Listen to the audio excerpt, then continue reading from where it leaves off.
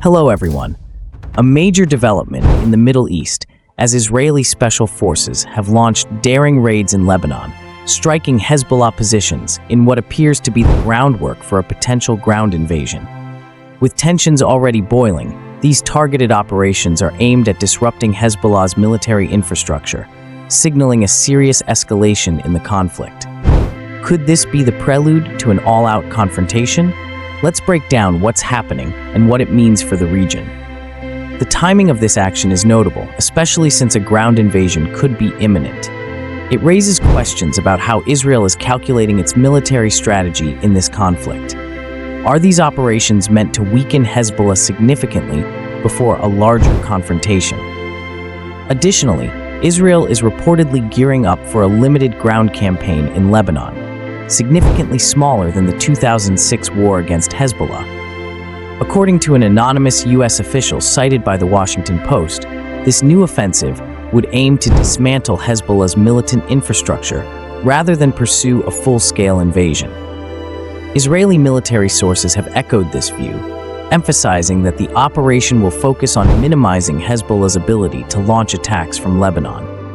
A smaller-scale operation makes sense, given that a drawn-out conflict would strain resources on both sides.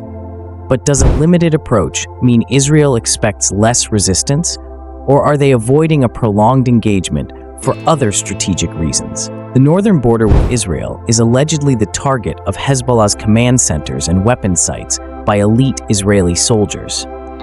These raids are being carried out in an attempt to drive Hezbollah further from the boundaries of Israel, according to an Israeli official quoted by the Daily Telegraph. According to the official, Hezbollah has set up strategic military bases across the border zone, and these areas are currently under direct attack.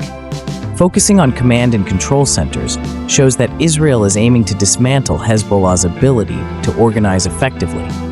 But will this strategy have a long-term impact on Hezbollah's operational capabilities, or is it more of a temporary setback? In a related development, the Israeli military confirmed that it killed a senior Hamas commander, Fatah Sharif, during an airstrike in Lebanon. Sharif, who was employed by the UN Agency for Palestinian Refugees, died along with his family in the strike on a refugee camp in Tyre.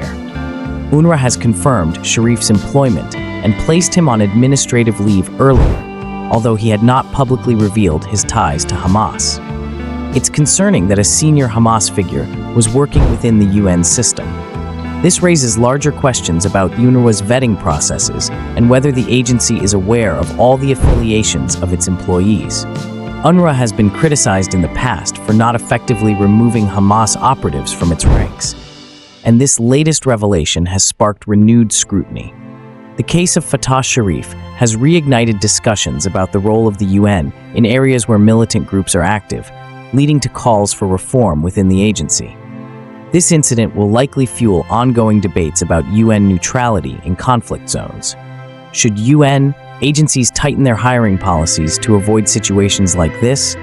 Or is this an isolated incident? Iran has officially stated that it would not be deploying any forces to confront Israel in Gaza or Lebanon, according to reports from Sinar Daily and Haaretz. Nasser Kanani, the spokesman for Iran's foreign ministry, claims that no more troops or volunteers are required to be sent to these areas. Reporters from AFP were present at the news conference when this declaration was made. Iran's decision not to send forces is significant, as it might be a sign that Tehran is trying to avoid direct involvement in the conflict for now. However, does this mean Iran will fully stay out of the conflict, or could they support Hezbollah and Hamas through other means? In another key development, Lebanon's caretaker Prime Minister Najib Mikati has stated that his government is ready to implement a UN resolution aimed at disarming Hezbollah south of the Litani River. This move is part of an agreement designed to halt hostilities with Israel.